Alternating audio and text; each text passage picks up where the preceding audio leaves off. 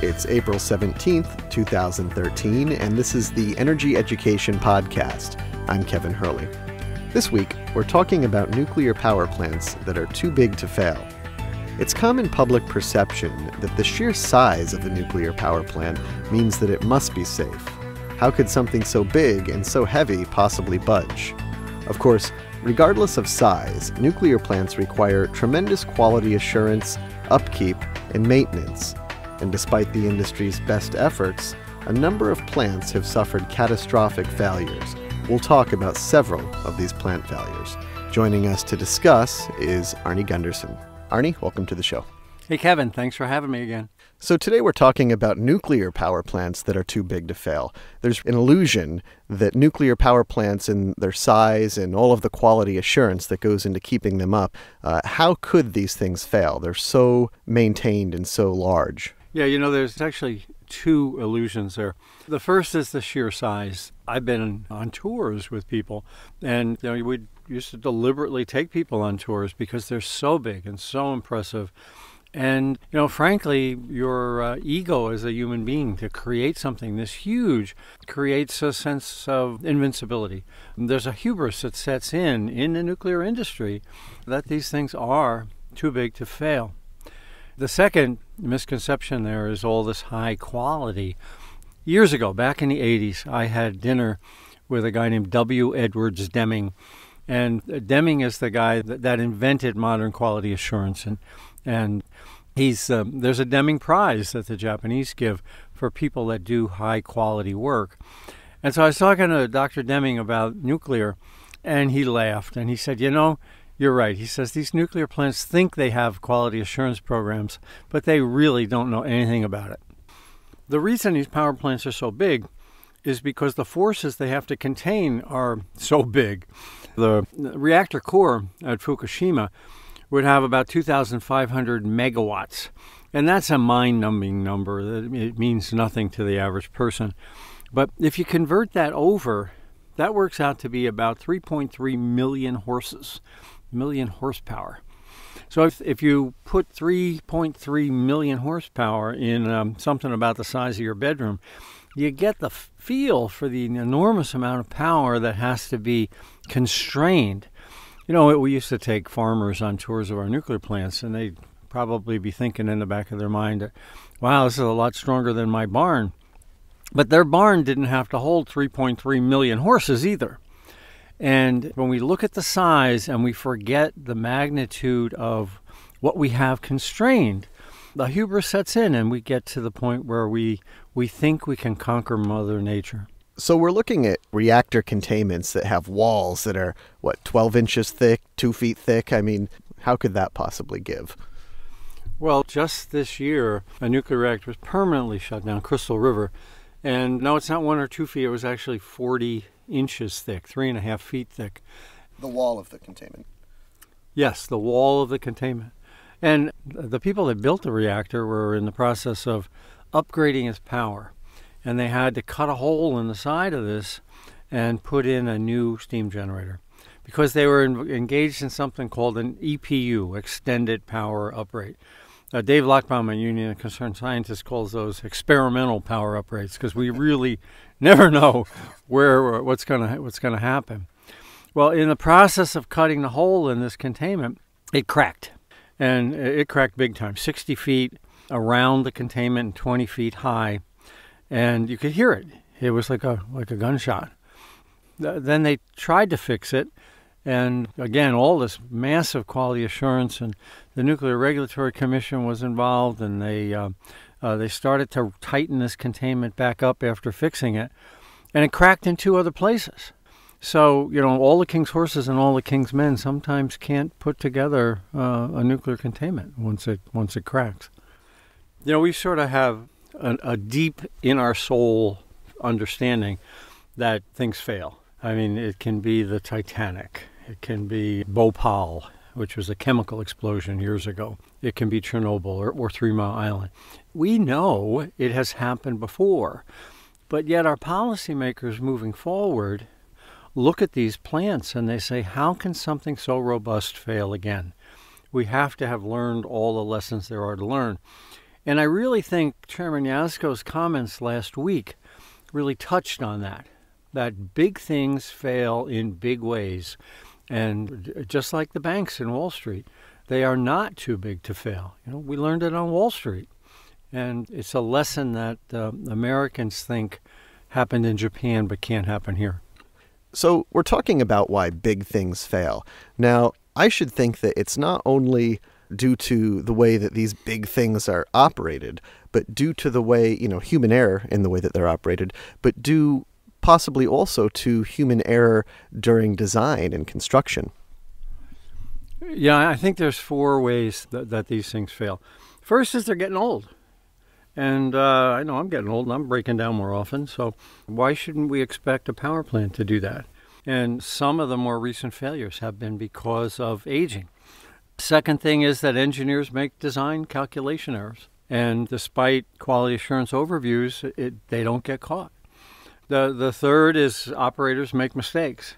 And I really don't like to second guess operators with all the information that's going into their brains.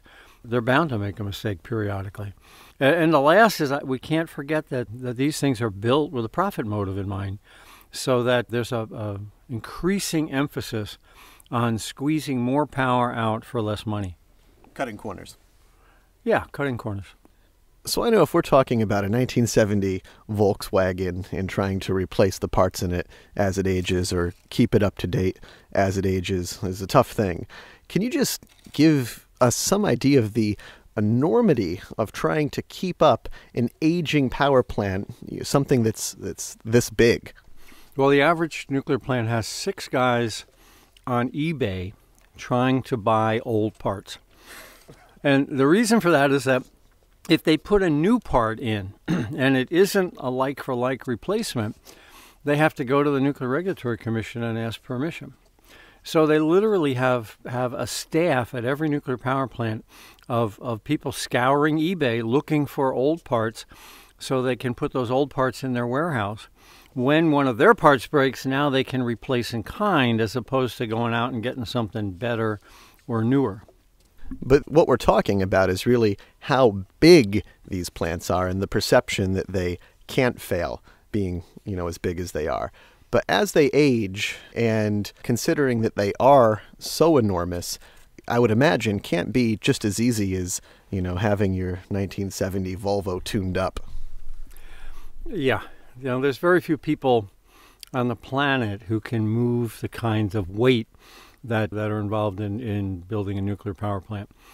An example, forget the old reactors. There's a brand new reactor being built in Georgia at Vogtle. And the nuclear reactor vessel was built in China or Japan and came over on a boat and made it to Savannah. And they put it on a railroad car that had hundreds of wheels. And the plan was they would pull it by rail the last 100 miles to the site.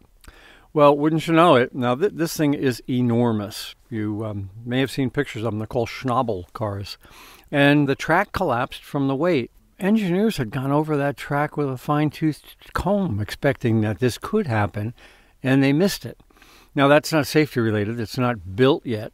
But it's not necessarily something because they're old. I mean, here's something brand new. And literally, the nuclear renaissance was derailed in Georgia. So how about some other examples of large nuclear equipment failures? Well, in the last 2 months, we've got the 2 down south. The one was this Schnabel car, the Port of Savannah, that's gone off its rails. But the other one, tragically, was that in Arkansas, at Arkansas Nuclear 1, Unit 1. And there, a heavy component, not associated with the nuclear side, but the electric generating side, weighed 500 tons, that's 1 million pounds, was being lifted, and the crane failed. Now, if you look at the pictures of the crane, it doesn't look like it buckled from the weight. It looks like it toppled sideways. There was some kind of a lateral force on the crane that caused it to collapse sideways. And tragically, there was somebody under it when it fell, and so we have 1 fatality and 8 injuries. So there's 2 examples of non-nuclear, non-safety related, but still components within the nuclear plant that people just didn't analyze correctly. So, of course, the nuclear industry is saying that this is an accident that was not a nuclear accident. It wasn't on the nuclear side of the power plant, and it's not safety related. So what does that mean? How are we to interpret or take an accident like this happening at a large plant? Should we be worried about it if it's really just not a nuclear accident? I've heard people tell me that too, and I say, the same people that did that design calculation for the crane that collapsed at Arkansas are the same people doing the other calculations within the nuclear safety-related stuff. So if they can screw up on the non-nuclear side of the plant, they can certainly screw up on the nuclear plant. So I think failures like this, certainly they're tragic. But they also show the weakness in that we've got teams of engineers reviewing everybody's calculations, 3 times to Sunday, and they are still missing critical flaws. But I would think the NRC reviews all of these calculations. In congressional testimony back in 2007, the NRC admitted that they look at less than 5% of all the calculations that go into a nuclear plant. And there's numerous cases of when they did review, they missed it too. There was a failure in 2001 at Quad Cities, which is in Illinois, where a steam dryer, it's as big as a house and it's made of stainless steel and beautifully welded, cracked in an extended power up rate. There were indications that it had cracked, but they ran it and then they opened the nuclear reactor up and they said, oh my God, look, it's cracked. So they shut down, they hired every expert available, and they came up with what caused it to crack and the repair scheme. And then they contacted the Nuclear Regulatory Commission, and the Nuclear Regulatory Commission signed off saying, you did a great job. Well, they started Quad Cities back up, and it failed again. So they opened it up, and it failed worse. This time it sent a piece of steel about the size of a man down a main steam line, and it hit a reactor isolation valve. So the concept that, the NRC has looked at this, it's good enough, is just not true. And we've seen that elsewhere too. We've seen that at San Onofre, where the steam generators failed catastrophically. Well, in 2009, the NRC claims that they reviewed those calculations and couldn't find anything wrong. Well, if we're counting on the Nuclear Regulatory Commission to catch these, our faith is misplaced. There's only 2 inspectors at each nuclear plant, and there's 700 employees. So 700 employees can do a lot more calculating than 2 inspectors can check. So, Arnie, you've talked a lot about design bases and whether or not the world's nuclear power plants are actually built to withstand the most that Mother Nature can throw at them. But doesn't this all rely on the quality assurance and the maintenance of these plants really being up to what they should be anyway? Yeah, that's a really good question. First, the point is that if a nuclear plant went out and contacted independent experts about what the worst earthquake was or what the worst storm was or whatever, it's likely those independent experts would pick a number that was too high and too costly. So there's always in the back of management's mind, what's this going to cost? So there's a downward pressure from a cost standpoint to minimize what Mother Nature can throw at you. But then once that number's picked, we call that the design bases, now you're counting on engineers to do the calculations correctly. And the example that's ongoing right now is out at Fort Calhoun, which is on the Missouri River. Well, the Missouri River flooded, and the plant's been shut down for 2 years. And when they got into looking at their calculations that are 40 years old, they found they were missing, they found they were incomplete, and the ones that they could get their hands on were wrong. So for 40 years, this plant's been running with missing, incomplete, and wrong calculations. And that holds for all of these plants. They're all designed in the 60s and 70s and built in the 70s and 80s. So we're counting on engineers with slide rules in the 70s, and I was one of them, having done the calculations correctly. And it's critically important that they don't go back and look at those. Once the book is closed, the utilities don't want to go back and revisit that. Because if they find an error, that opens up a can of worms that nobody wants to get involved in, because then it calls into question everything else. So they call that grandfathering. And once these calculations have been done and signed off, then you're not allowed to go back and look at them again. It turned out at Fort Calhoun they had to, because there were some structural changes they wanted to make, and they had to find out the original design bases. They said, oh my God, these things are wrong. How many other plants around the country have that problem and are either haven't found it or have found it and are ignoring it? The people at Fort Calhoun knew these calculations were wrong for 10 or 15 years. And because they never needed to access the calculation, they could pretend that problem didn't exist. So then, in a way, the Fort Calhoun plan is sort of like the too big to fail Death Star. Just, people had perceived it as so big and not able to withstand any kind of problem or attack. Yeah, in fiction, we all have the example of Star Wars and the Death Star, and it had a critical vulnerability that Luke Skywalker was able to exploit. Well, any system has a critical vulnerability. It doesn't have to be fiction. We learned that. We should have learned it at Fukushima Daiichi. And, as I've been saying all along, sooner or later, in any foolproof system, the fools are going to exceed the proofs. Well, Arne Gundersen, thanks for joining us again. Thanks for having me, Kevin. Well, that about does it for this week's show. You can catch us back here next week and every week for more on what's happening in the world of nuclear news and more technical nuclear discussion. Also, don't forget to like us on Facebook and follow us on Twitter. For Fairwind's Energy Education, I'm Kevin Hurley. Thanks for listening.